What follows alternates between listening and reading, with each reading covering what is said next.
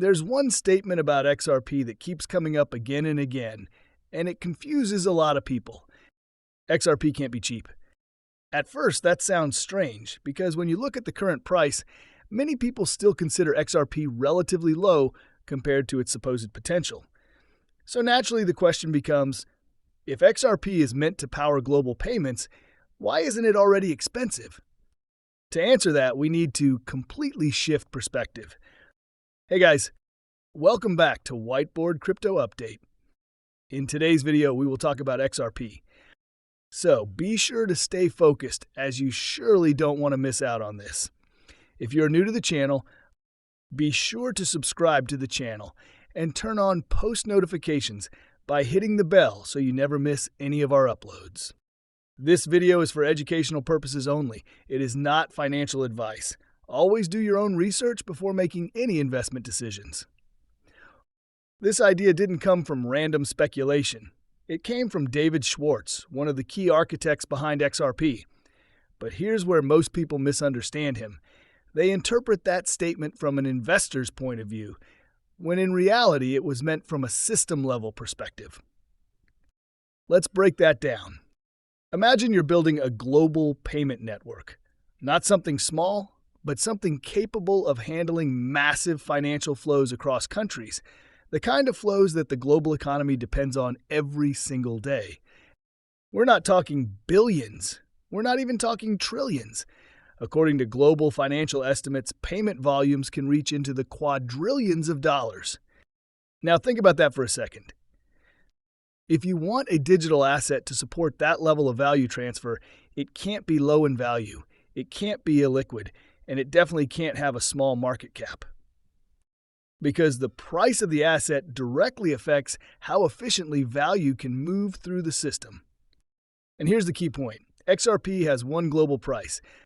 It doesn't matter if you're an investor buying tokens or a financial institution moving millions across borders, you're interacting with the same asset at the same price.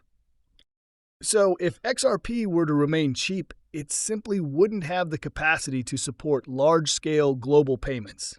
The liquidity wouldn't be there, the depth wouldn't be there, the infrastructure wouldn't hold under that pressure.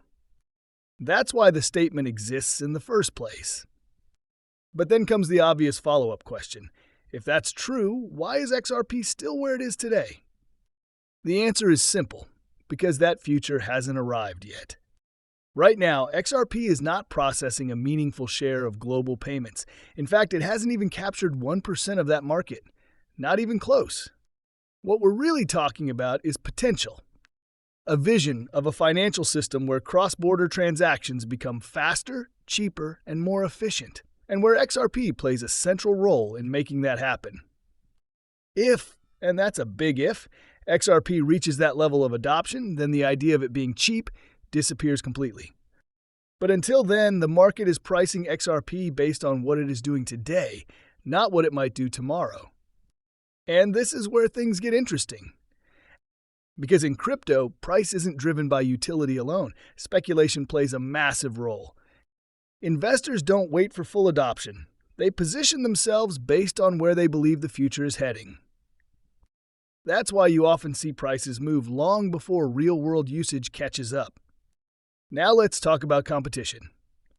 There are other major players in the space, Ethereum, Solana, and others, each with their own strengths.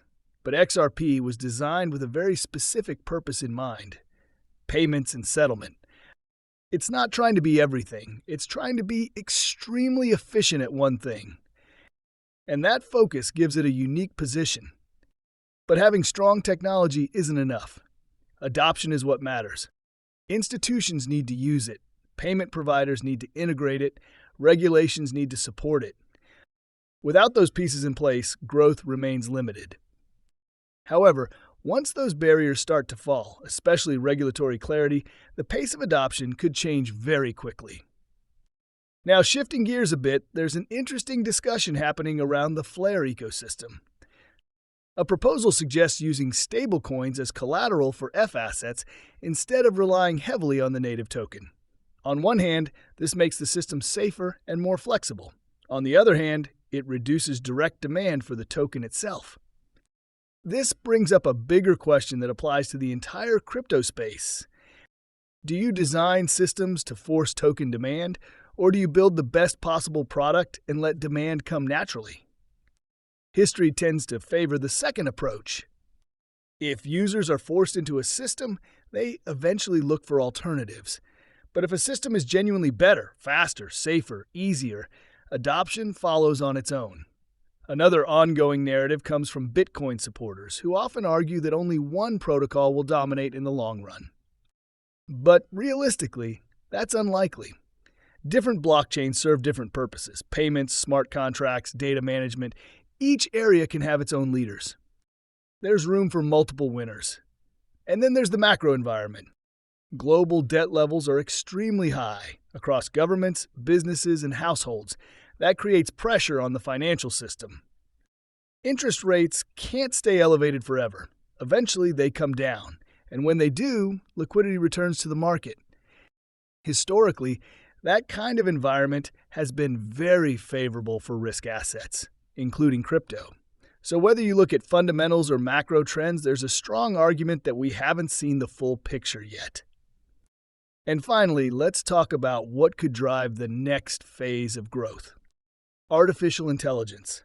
The combination of AI and blockchain has the potential to completely reshape finance. Imagine systems that automatically manage assets, respond to real-time data, and execute strategies without human intervention. The project that successfully integrates AI in a meaningful way could gain a massive advantage. So when you step back and look at everything together, one thing becomes clear. XRP's current price reflects its current reality, but its long-term value depends entirely on adoption. If it becomes a key layer in global finance, the idea of it being cheap won't just be wrong, it won't even make sense anymore. Until then, the market is watching, waiting, and slowly positioning for what comes next. Well, guys, that's all we have for you today. What are your thoughts on XRP? Get involved and let us know in the comments down below. If you guys like this video, then be sure to give this video a big thumbs up. Thank you for watching.